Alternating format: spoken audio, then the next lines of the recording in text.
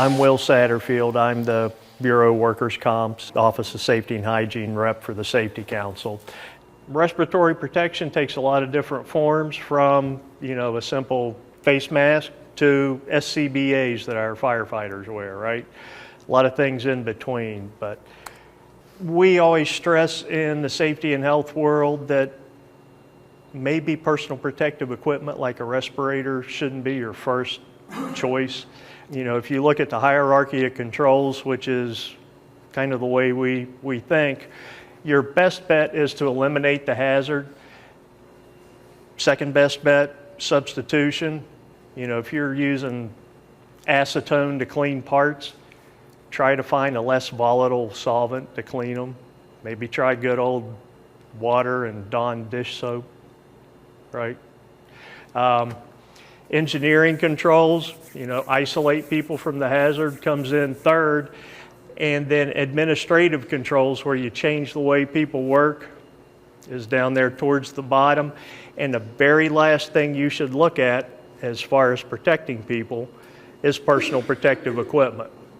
You got to depend on the employee to actually use it properly, take care of it, and is even a 95-99% effective respirator, well, is that as effective as eliminating what's causing the problem to begin with? Not really. So PPE should always be your last resort.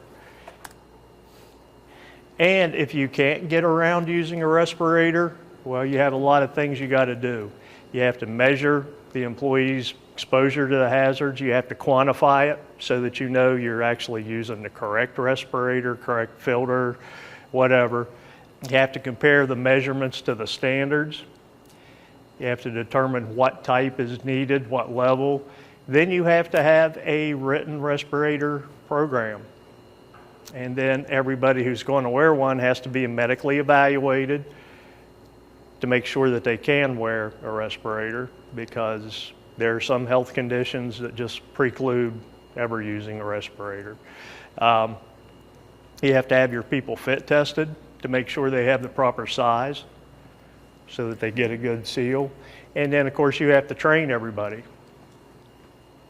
So a lot goes on if you have to deal with respirators. And, you have to maintain them, clean them, store them properly. So there's a lot to deal with there. Best if you can eliminate the hazard to begin with. And now I will introduce Shawn Waldman. He's the CEO of SecureCyber Defense, and he's going to speak to us on how to protect from cyber risks. Shawn? Well, good morning, everybody. My name is Shawn Waldman. I'm the CEO of SecureCyber. We're actually located in Moraine. So I've been in local government in this community for over 20 years. I started out as a police officer, worked as a 911 operator. At one point, I was the CIO for the Montgomery County Sheriff's Office, working in their IT department. I started SecureCyber back in 2015. The idea was that cyber was going to be a big, big topic, and it turns out I was right. Sometimes I feel like the Tupperware guy or the Post-it note person, but cyber obviously is a big topic. I'm a subject matter expert, obviously, on cyber. I do these talks all the time. And I'm happy to give you guys just kind of an update on where we are with cyber and how to protect yourself. So why are we here today? You guys are probably immune or a little bit numb to all the cyber attack news that we see today. Maybe some of you have received like multiple letters for credit monitoring, and that you're used to your credit card being compromised. You're used to your data being sold on the dark web. Did anybody get a letter from the national, what was the big breach? Not Change Healthcare? Yeah, was anybody affected by Change Healthcare? Anybody get a letter for that? Okay. National Public Data, that was the other one. So that was a big one where a lot of our public information was put out on the dark web. And if you're not familiar, National Public Data, it was actually a ex-sheriff's office guy down in like Broward County or something that retired, and he was running like a private investigation business. And what he was doing was he was scraping a ton of public available information, and he was consolidating it into a big old database that was called National Public Data. So if you think about it, we didn't even know that was happening. Like, you all didn't even know that, you know, what is out there, and that this guy was scraping all this information and putting it together so that he could make a more convenient way of doing background investigations. So when a company would hire him to do a background on somebody, he would have access to all these different databases with all this information. Well, he kept it all, and it was in an insecure manner, so that got compromised. Has anybody been following the City of Columbus ransomware attack? That's been a mess. That's a really good example of how not to respond to a cyber incident. The city has not done a really good job with that. They ended up suing the guy, they're calling him a whistleblower, but somebody who went on the dark web and downloaded the information after the mayor went on TV and told everybody that the data was encrypted and unusable. And it was within 24 hours that a citizen stepped up and said, no, it's completely visible, and here's all the information that's available. So if you're interested, that one's an interesting one to follow. And then Cleveland actually fell under a cyber attack. This was real ironic because 2 weeks prior to Cleveland getting hit with a cyber attack, the White House was in Cleveland meeting with the mayor, and they were talking about how secure the city was from a cybersecurity perspective. And then literally 2 weeks later, a big cyber attack hit and shut the entire city down. What's the message there? The bad guys are listening. Los Angeles Unified School District came under attack. Was anybody familiar with the Ticketmaster breach? Okay, so that was connected to something called Snowflake. Snowflake is a cloud data service provider where companies send large amounts of data to a company like Snowflake where it's aggregated. And you can analyze it, and you can do a lot of things with it. So what happened was Snowflake itself was not compromised, but the individual accounts that these companies had were set up insecurely, and they were compromised. So sometimes you have to really read these articles to understand, you know, was it the company that got compromised, or was it the company using the service that didn't configure it right was the problem. So during this presentation towards the middle and to the end, we're going to talk about the risks of going to the cloud the improper way. Some of you in here might be business owners. You might be in charge of IT. Anybody over IT or cybersecurity for your organization? So pay special attention, because you might be surprised of what I tell you of some of the things that go wrong. Los Angeles School District itself also came under a ransomware attack. I only bring some of these bigger ones up because usually these bigger ones drive the industry. So as bigger companies and bigger organizations get compromised, that starts to set precedents or get the attention of other companies when they start looking at these bigger ones and going, whoa, we probably should do something with cyber, or at least look at it more. Some cities are on their second, third, or fourth attack. So Pensacola has had multiple cyber attacks. I think they're on their third one. And they're not the only city. So many cities are on multiple attacks, and you don't usually hear about that. You hear about the big ones, but some of the smaller ones you're usually not made aware of. And don't worry, Bill, we're coming to the point where John told you I was going to scare everybody. This is where it becomes a little more personal. So hackers up to this point, threat actors, bad guys, threat operators, whatever you want to call them, mostly are interested in a financial payout. Most of these groups are nation-state actors. This is Russia, China, North Korea, Vietnam, Iran. Iran is a big attacker of America right now digitally. You're just not hearing about it. And the thing about cyber is we've been in a cyber Cold War for over 5 years, and you just don't know it. Because you don't see tanks coming down the road. You don't see bombs in the air. the Iron Dome's not going off, missiles aren't, spraying into the sky. All those things that you see on the news that you connect with war are not present, except this stuff. So Oldsmar, Florida, a few years back, had their water system compromised, but an operator caught it soon enough and reversed it. Now, the FBI recently says that that was operator error, that it wasn't an actual attack. Years past.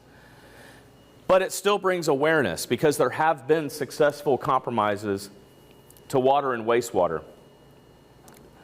A rural Texas town recently, in the last few months, they had multiple towns had a cyber attack.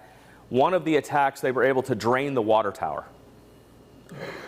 Do you know what the implications are for draining a water tower? Because if you don't know how the water system works, the water tower is what gives you pressure in the system, right?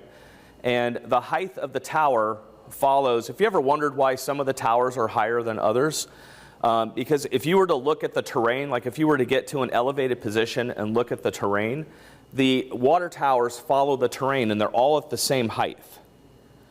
And that's to drive the water pressure into the ground. Well, if I drain a water tower, then I'm going to affect the pressure in the system. Also, if I drain the water tower, in the process of it getting refilled, I could potentially inject something into it. There was a Batman movie once where they were tampering with the water system and they were causing, people to go crazy and stuff. And there was a scene where they had broken open one of the pipes and water was flowing, and they were.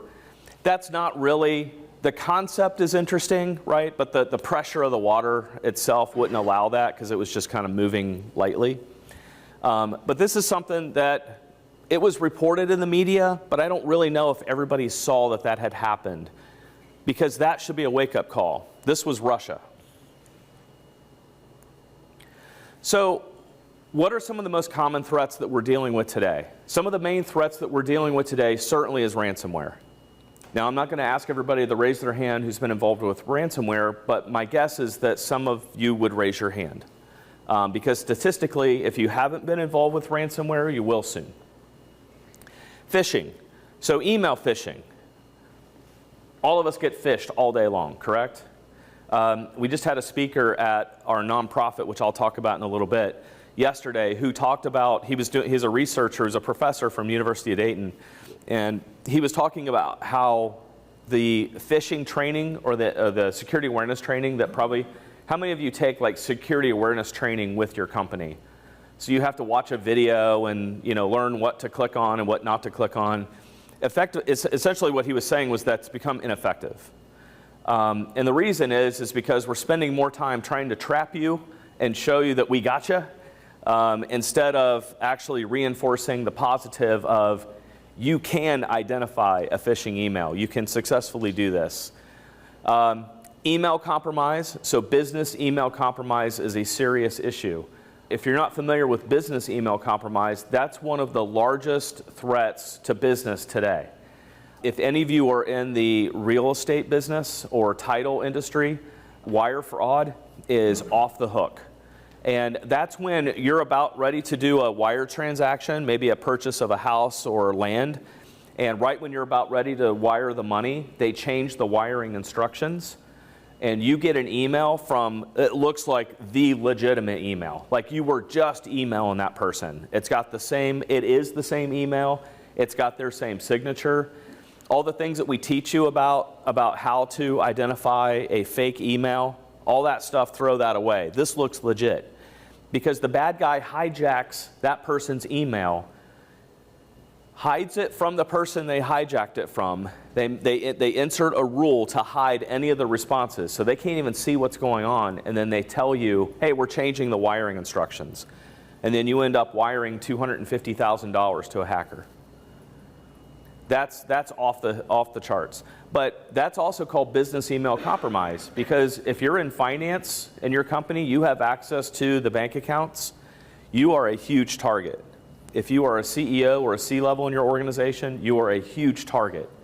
You've got to watch those people. You've especially got to watch the finance folks and make sure that they understand these threats and how to protect against that happening to them.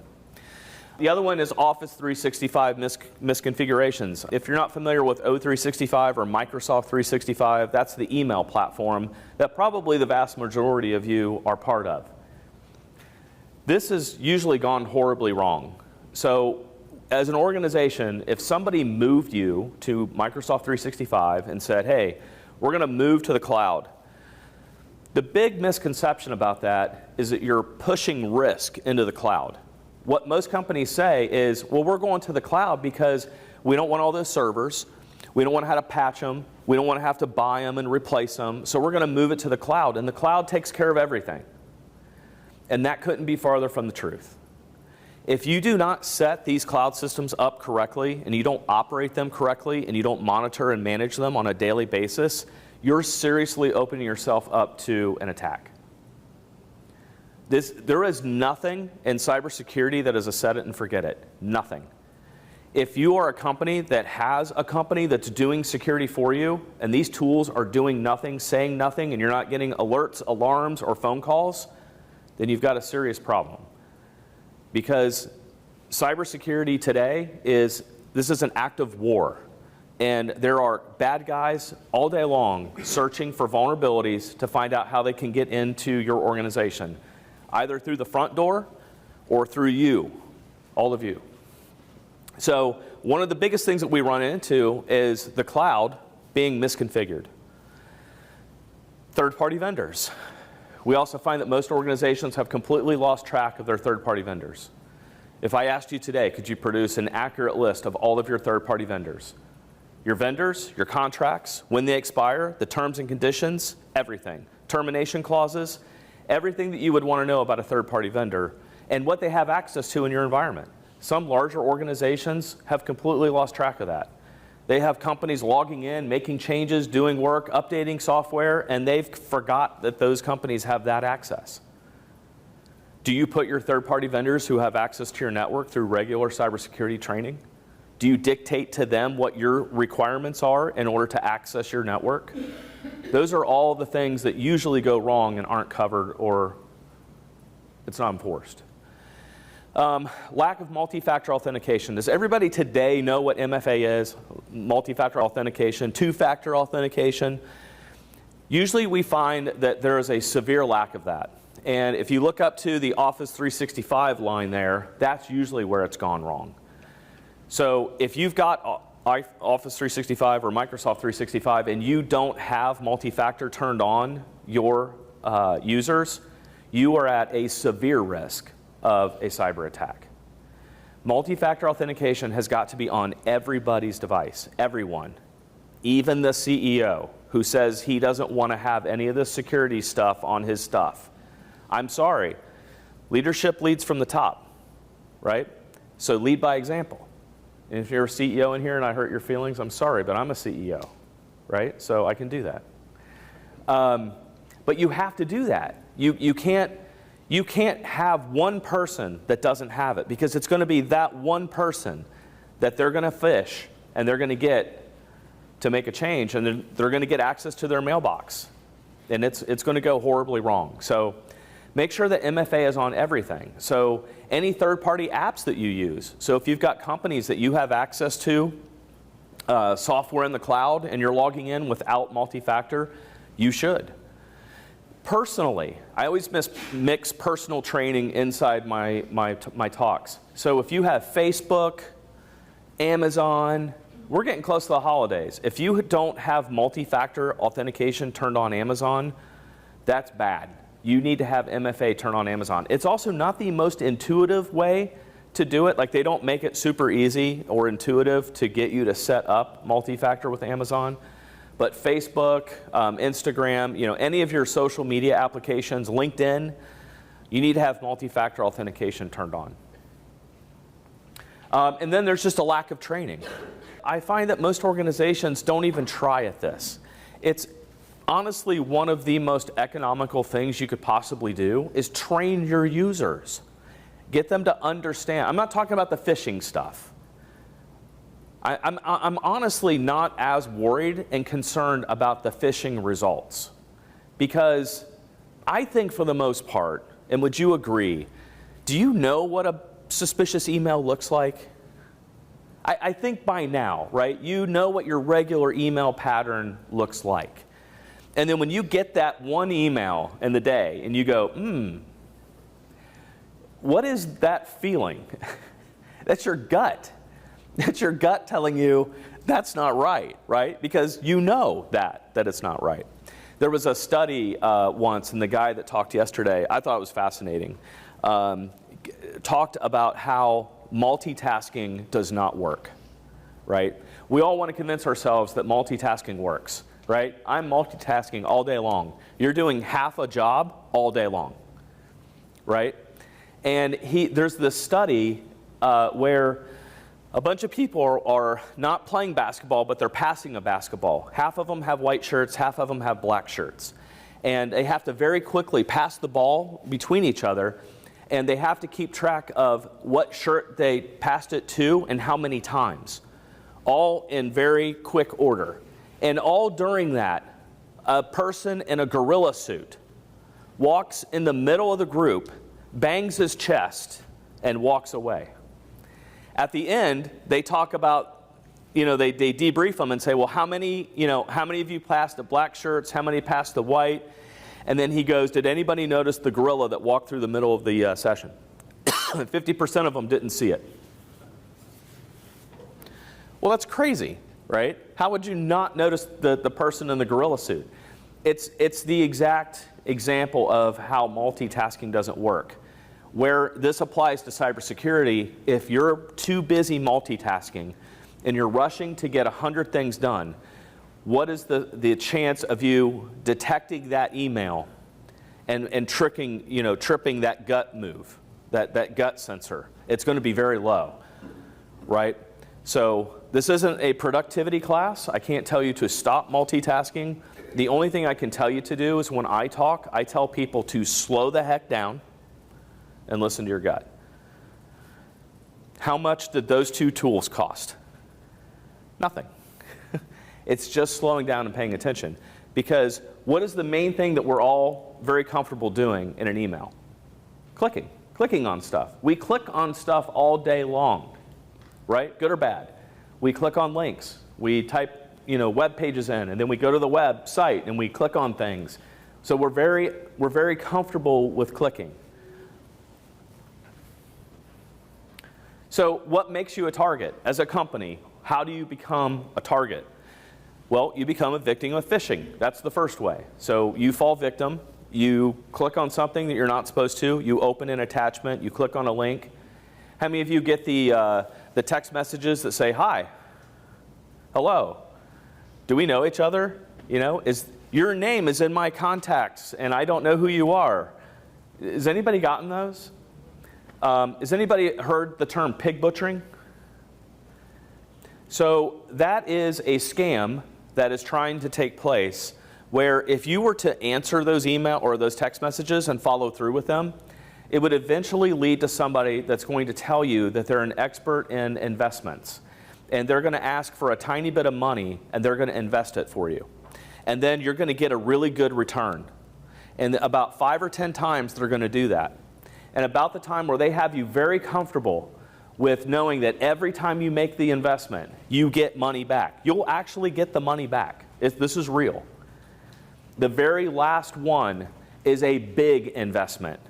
And it will likely be half or all of your life savings, and then they take off with it. Hence the term pig butchering. So, getting a pig up before you send them off to slaughter. That's what those text messages are for.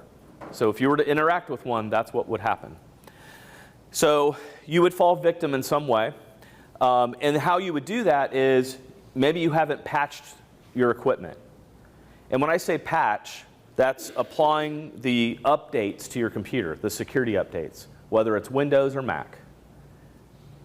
And all of your third-party software. So Adobe, QuickBooks, whatever you've got on your computer, whatever industry you have, keeping up with all of those security patches. You cannot run old operating systems with unpatched stuff. You're asking for it. Taking administrative privileges away from your users, from your endpoints. That's extremely inconvenient. Nothing of what I say today is of convenience, obviously. I also have no good news. Actually, I do. We've arrested and charged 5 Russian hackers. Now, whether we'll be able to find them and bring them to justice, that's one thing. But we did charge them. You've got the wrong equipment deployed. So you may go back to your organization and go, yeah, I'm feeling pretty good about my company. You know, we've got a company that takes care of our network. Maybe you use an external company. Maybe you're with one of those external companies today in this room. You've got internal IT staff. I'll tell you though, where it honestly goes wrong is just complacency. And it's not that anybody is maliciously doing anything wrong. It's that the people that are working for you or yourself have this idea that you're okay, but you're really not. And it's not malicious. It's just because you think you're okay. What you've read on YouTube, the blogs that you've read, the people that you've talked to, you feel that you've got all the right things in the right places and you're fine. But what ends up happening is you've got the wrong equipment. It's not deployed right. It didn't get set up right. Well, we got all the budget for this very nice firewall, but I couldn't get management to give me the budget to have it professionally installed. So I'm on YouTube and I'm just following all the recommendations that I can find on how to do it. And you did it wrong, or you missed a checkbox, or you left yourself vulnerable in some way. So wrong equipment, no firewall. I still walk into companies today with no firewall. And you're like, how in the world does that happen? Well, it's because you ever heard of the telephone game? Where you start out with one thing and then you keep passing it along, and by the end of the conversation, it's completely different than how you started. Just picture eventually the CEO being at the end of that and just hearing, yeah, we've got a firewall, but what he didn't hear was, you know, we spent the cheapest amount of money on the firewall. We think we had the firewall configured, but at the end of the day, all management heard was we have a firewall. That's happened, and many times these organizations don't have a firewall. They completely misunderstood the information. Maybe you're a high-value target. Maybe you're a defense contractor. Again, I'm not going to have you raise your hand, but maybe you are. Maybe you're a defense contractor. That's going to raise the stakes. That's going to make you more of a target because you work with the DoD.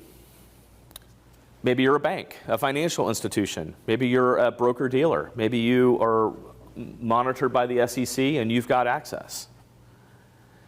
Maybe you just have poor cyber hygiene.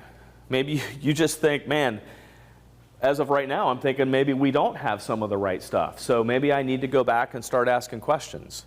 But I'll tell you, the danger of that is you go back and ask the wrong person the wrong questions, and they go, yeah, we're fine. And you go, oh, okay. I did a talk a month ago in Denver, and I was speaking to a financial board of directors that was all over local government in the Colorado area.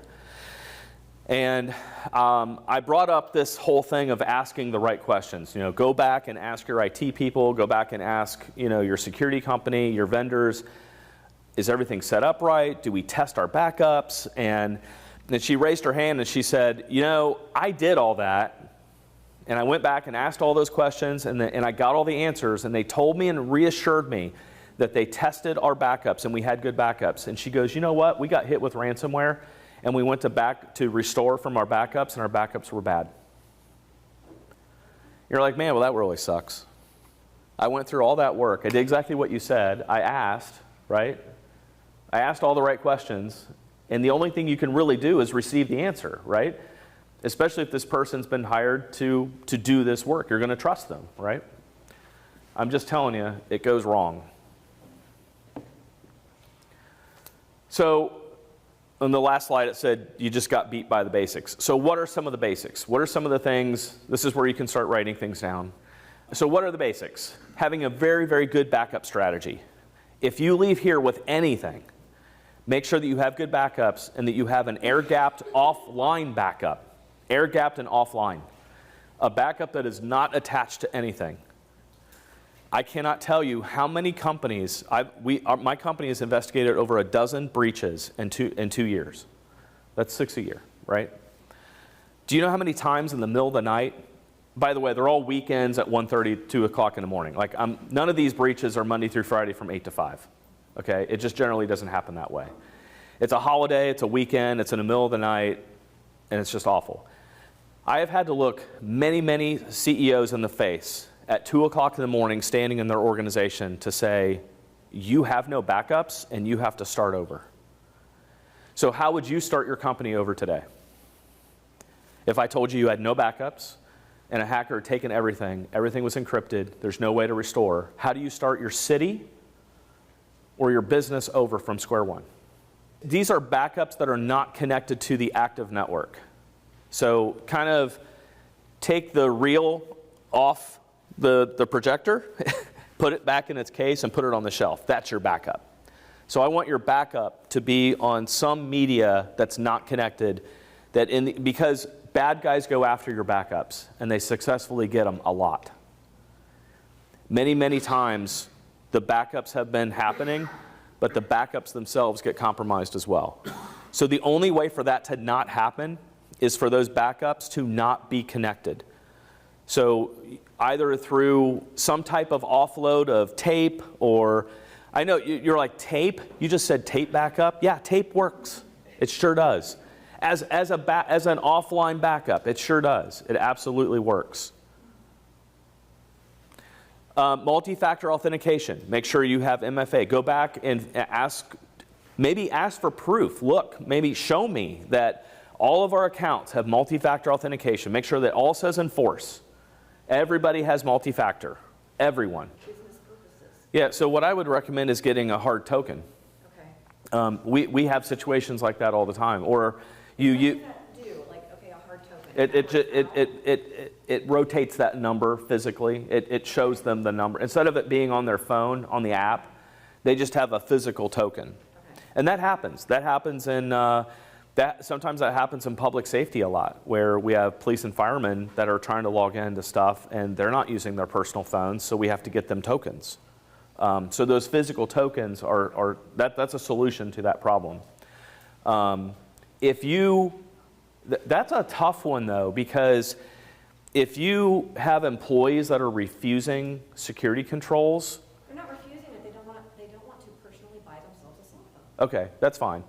But outside of that though, I have run into situations where employees refuse controls. Well, then you have to really have a really interesting conversation with yourself on whether they should be an employee or not. Because if you have standards that you have as a company and they're not open for that, then maybe they're not open for employment with you. So those are hard ones. A solid endpoint solution, and I'm going to go on a rant about this just for a second. An endpoint solution is what you would commonly hear as antivirus or anti-malware, right? You've got to get the right stuff. Listen to these words. If you don't have things like SentinelOne, CrowdStrike, I know CrowdStrike had a bad thing happen, but we'll get past that.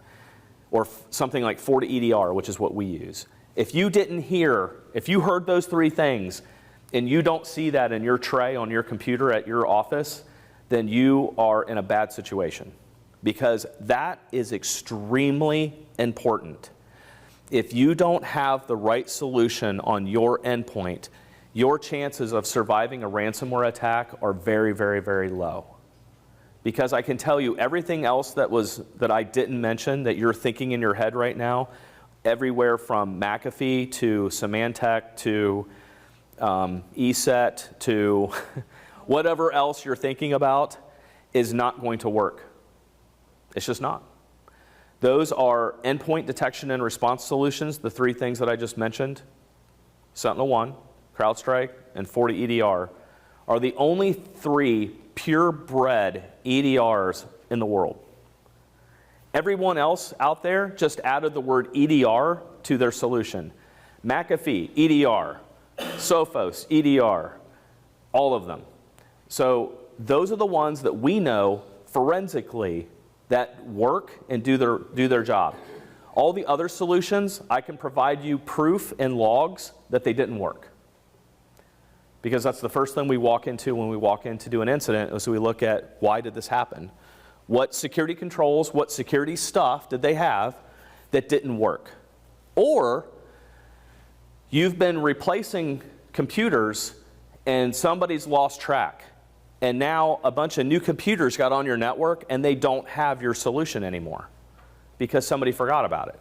IT didn't do it. They forgot about it. Or the contractor didn't get it. You didn't let, I don't know, 100 reasons why it didn't happen.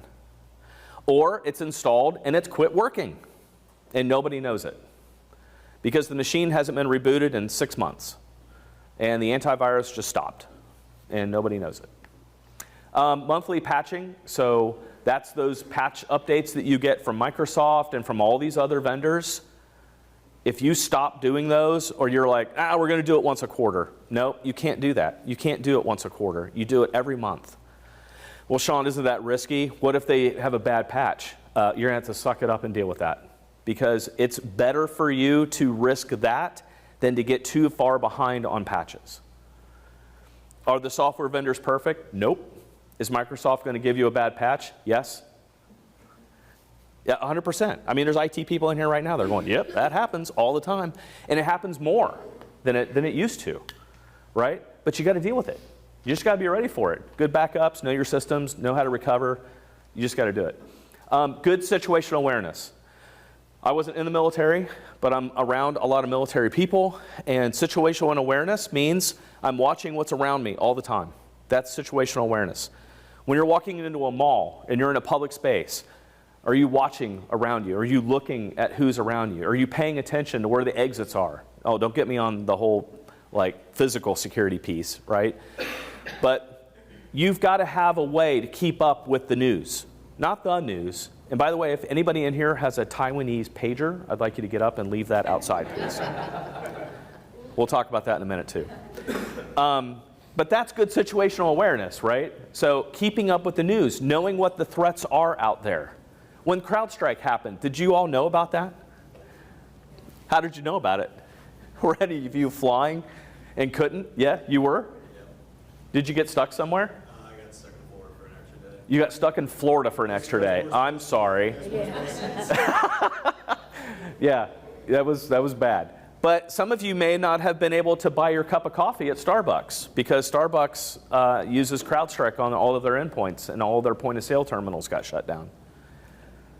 So that's awful, right? But you knew about that. Man, if you didn't know what the word CrowdStrike was, you all do now, right? And then password managers. One of the biggest things that we fight today, and no one in here does it, is using the same password multiple times. I always like to say it that way because I know who the guilty ones are right away. So all of you that smiled are the guilty ones, so don't play poker. But password managers are something that you really need to think about investing in. Don't use LastPass. Do not use LastPass, ever. Don't use them ever again. If you're on LastPass, get off of LastPass. But these are things like 1Password or Keeper or Apple's Keychain is fine, right? I'm fine with Keychain. But you have to get into some password hygiene. And when you start using a password manager, one of the first things it does is tells you all the sites that are out there where you're using the same password. And it gives you a score, and it will be pathetic. And you just, over time, need to make that score better, right? So you need to start changing your passwords. If you're not familiar, a password manager just makes you remember one big password. And when you guys are making passwords nowadays, think beyond password because that's what we're all accustomed to doing, right? And it's something, birth date, dog name, and then you rotate the months like you always do and put 01, 02, and maybe add it. You are super guilty because you're like, man, this guy knows me. But that's what we all do, right? And as IT people, we all know you do it too. So think about movie quotes and think about things beyond passwords because you can have a lot of fun with that.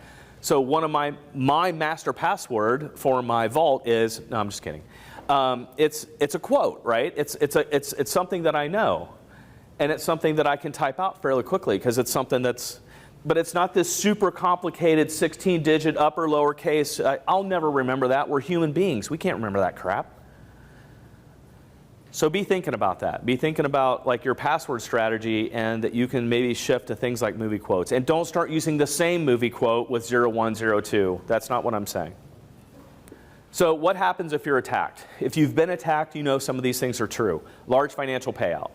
Lots of money. Reputational damage. If you can't make your widget and you can't do your service, you're in trouble. You're going to have a hard time, right? So either have a backup plan, have a pen and paper plan. If you're a plumbing company and you're all on iPads but nobody can do anything, I guess you better whip out that trifold paper with your pen, and that's how you're going to do service tickets, right? Same with an HVAC company or whatever. Large network downtime. You can plan on being down for a large amount of time, a long time. The city of Columbus, it happened like mid-July. It's now mid-September, and they still have 23% of the city yet to restore. It's awful. Third-party assistance, you're going to involve third parties. You're going to call other people to come in and help because you're in trouble. And if any of you are saying the insurance company is going to bail me out, just wait till some other slides, because that's not going to happen either. Federal law enforcement is likely going to be involved if you involve them. It's not a requirement. Some people don't want to get the federal law enforcement involved. And depending on the type of breach, you can also expect lawsuits. If any of you hold personally identifiable information, if you hold Social Security numbers, date of birth, Social Security numbers, addresses, driver's license numbers, if any of you are in public safety and you hold criminal justice information, if you've got case information, if you track if you're in public safety in this room, the one person, and you haven't looked at the City of Columbus breach and the matrix crime database that was taken, you should. Because that is the worst case scenario. We're talking completely unencrypted case information, children, elderly, awful, awful stuff. Completely available today on the dark web for anybody to see. I told you it was going to go uphill. Maybe there was a downhill a little bit too. So these are just examples of when a cyber attack hits a local government. So down in Louisville, this was just recently, Jefferson County had an awful breach, and it shut down all of the clerk's offices. So imagine trying to go behind Centerville PD here and renew your driver's license or get a title change, and you can't for a long time. I mean like months. Like your plates are expired, your license plates are expired, your driver's license is expired. You just bought a new car, your 30-day tags have expired. Like all this stuff you're trying to do couldn't happen in Louisville. And the dealerships couldn't sell any more cars because nobody could get any of the title information anymore.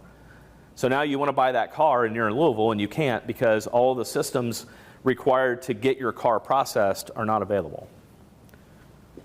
This was awful. So Kentucky authorities in Lexington had applied for a grant, and they got this big grant from the government, and it was like, I don't know, $4 million.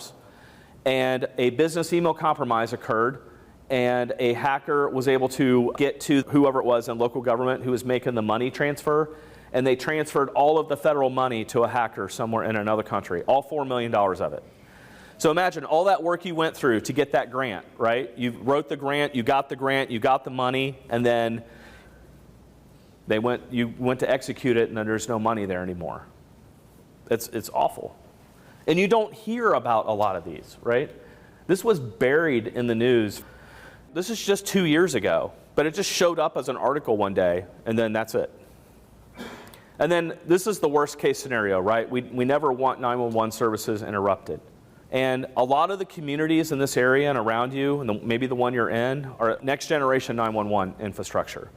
And that's the next iteration of 911 services. So as communities are moving to things like next generation 911, and if your community is not on next generation 911 yet, I'd hold on as long as you can to the old, they're called camera trunks, the old 911 infrastructure, because we're still working out the architecture of what it takes to secure a 911 center in the next generation iteration.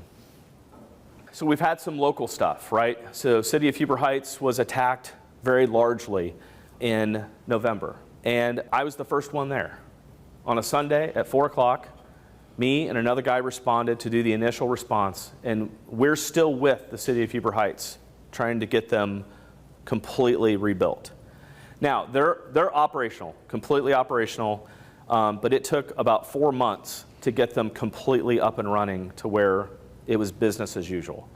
And now we're rebuilding that network. So this is just an example of how close this stuff can get, right? And then more financial impacts. So if you're in the finance area, legal fees, ransom payment, credit monitoring. So the city of Columbus had no cyber insurance. And they are paying a massive bill for credit monitoring. You can count on about $50 a record per person. That's per year. And most of these credit monitorings go for a year or two. If you don't have that in your insurance clause, we'll talk about that here in a second, you need to go back and look. Public relations, third-party support, recovery and rebuild, credit rating, impact. These are all the things that you can look forward to in a cyber intrusion. All right, a word about cyber insurance real quick. You need to have it. Get it if you can. If you don't have it, you need to get it. But here's the caveat. You have to choose an agent that is experienced in cyber insurance. Insurance companies and agents have no legal responsibility to sell you all the add-ons that are available for your policy. Does that make sense? You may say that's the stupidest thing I've ever heard. How is an insurance agent paid? They're paid on what they sell you, yes? So you would think that they would be completely 100% up to speed with every available option on every policy, and that is not the truth. If you're in insurance in here and I am wrong, tell me. So you have to choose somebody with cyber insurance or cybersecurity specialty in insurance. Most policies are going to be around $1 million. I used to tell people to get $2, $3, $4, $5 million policies depending on the size. Can't get them. You cannot get it.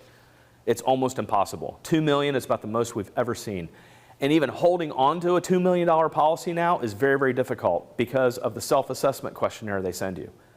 So you all probably know what that is, right? So if you have cyber insurance, they send you a form and it says, do you have this? Do you have this? Do you do this? Do you have this set up? They walk you through. It is now multiple pages of all of these requirements to even get you a quote or get you a renewal. And if you lie on that form or not intentionally tell a lie, if you're wrong on that form, but you didn't mean it, and you get breached, they're going to pull that form out and they're going to audit and say, we're going to figure out if you lied or didn't tell the truth on any of these items, and if you did, it's going to disqualify you from a payment. I have seen $2 million claims with a $25,000 payout. So if you think that insurance is going to bail you out of this, you're wrong. And you can't have that mindset. You can't walk into a board meeting or walk into an executive's office and say, we're fine, boss, because we have cyber insurance. If you've ever said that, you're incorrect. And don't lead anybody into believing that, because that's wrong. Because it's setting up the insurance company for success, and that's not what they're about. They're about loss. They're about paying for loss. They're not about rebuilding your company, getting you all the help you need. They're covering their butt because they're the ones making the payout. And where that comes true is at the very end of your policy where it says exclusions. That's what you need to go read, because those are all the things that they're going to go to first to find out how they can disqualify your payment or reduce the payment. That's just the truth. And if you're saying, well, insurance sounds like a scam, it's not. It's not at all. It's a legal binding agreement. Like, you're working out a legal agreement with somebody, and it's a contract. That's what it is. And you have to understand it and know what you're getting out of it and what disqualifies it. So know the add-ons available. So if you're in an organization where you're holding, how you know if you need credit monitoring, if your company holds personally identifiable information, credit card numbers, Social Security numbers, all those things that I just said, then you probably should have credit monitoring on your policy. Because if your company gets breached and that data gets taken, you are now responsible because you held it. The other thing we've started seeing is the Federal Trade Commission is really starting to come down on companies that just don't pay attention to cybersecurity at all. So they get compromised, and the FTC gets the attention of the FTC. The FTC finds out that you just didn't patch and you had the wrong antivirus and no policies and procedures, just completely like, yeah, we just did the best we can. FTC isn't going to accept that, and they're nailing people. So just be advised that happens if you're a private sector company. So it's a binding legal agreement.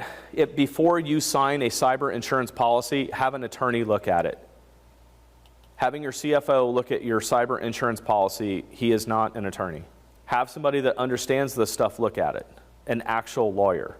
And make sure it's a lawyer that understands insurance policies.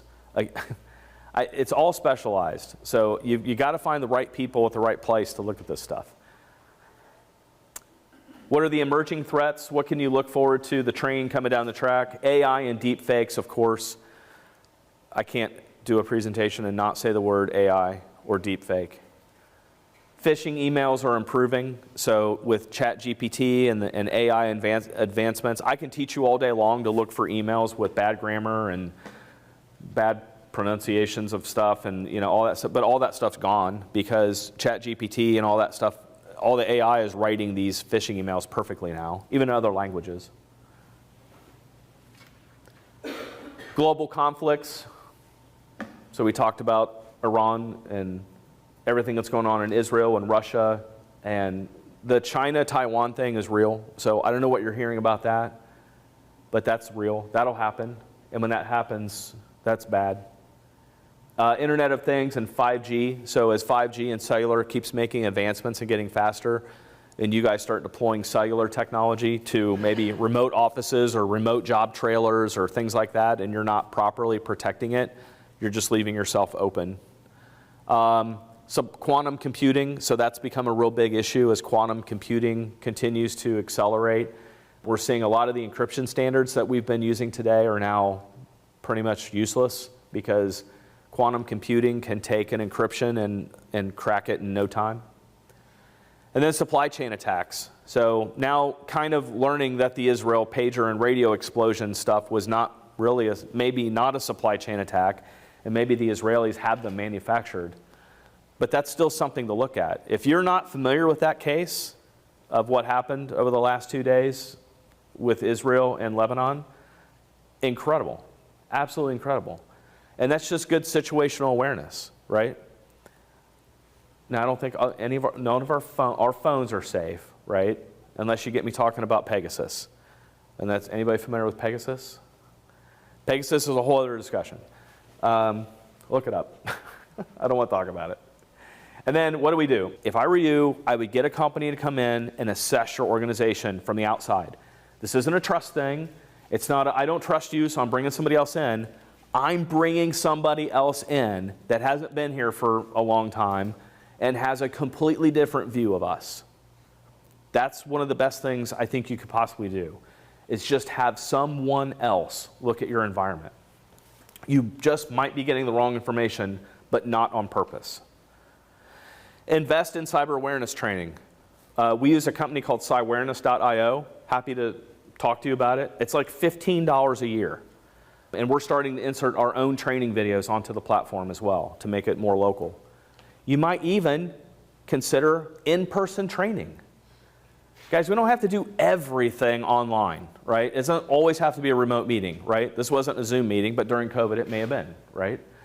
But we're here in person now. So any of my staff or anybody could easily do in-person cybersecurity training.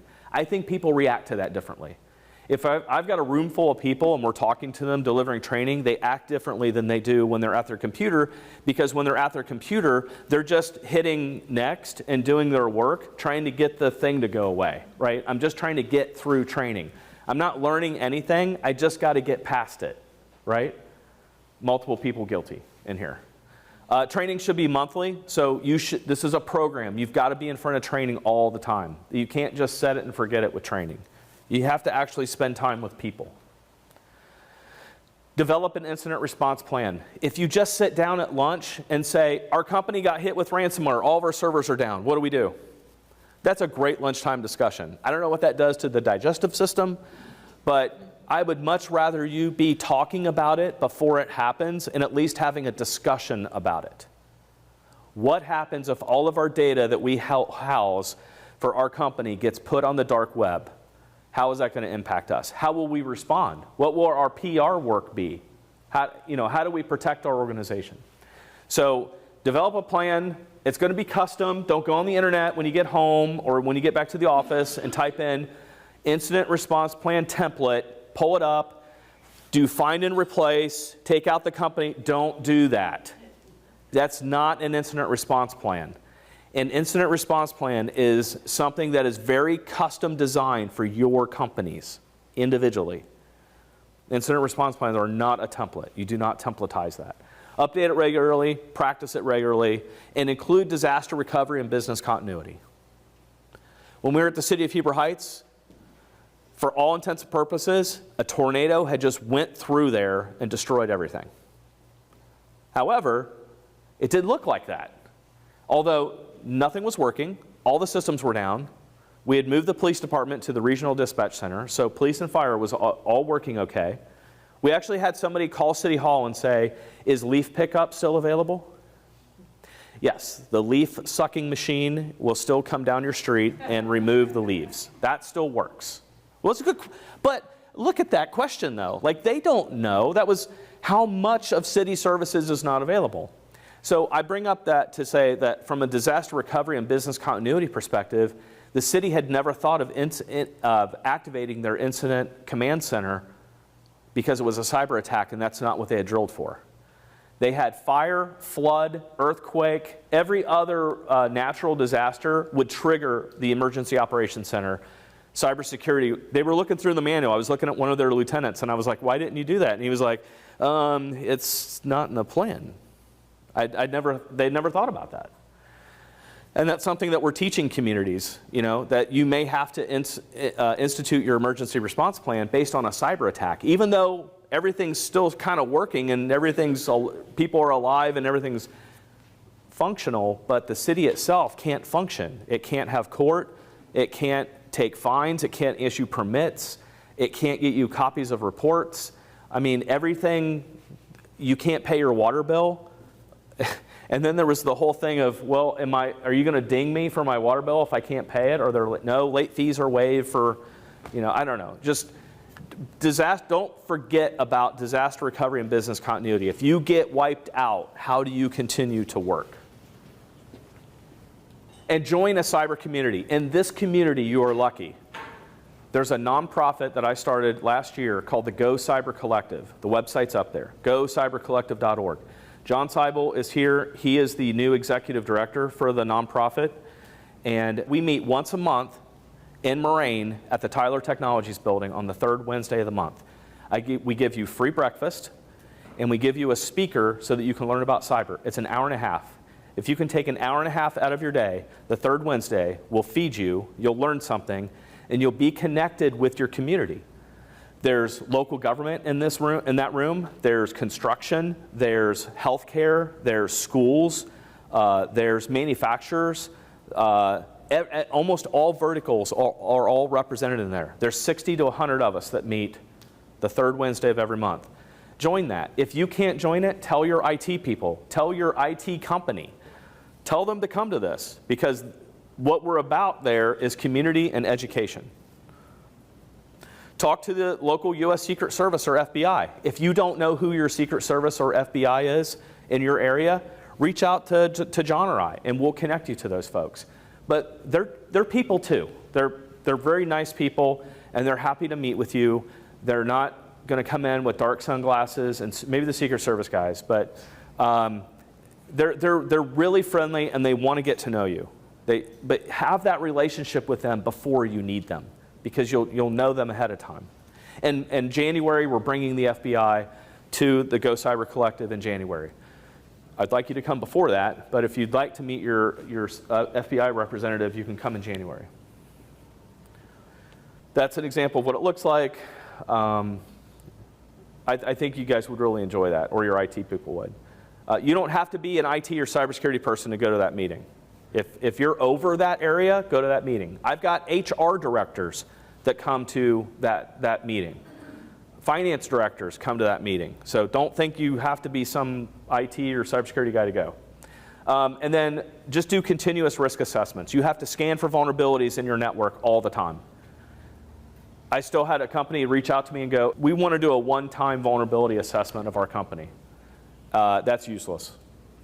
That may be beneficial for the first few weeks, But if you have heavy change in your company and you're a bigger organization, you've got people in and out, equipment in and out, vendors in and out, everything in and out, then that's only valuable for a little bit.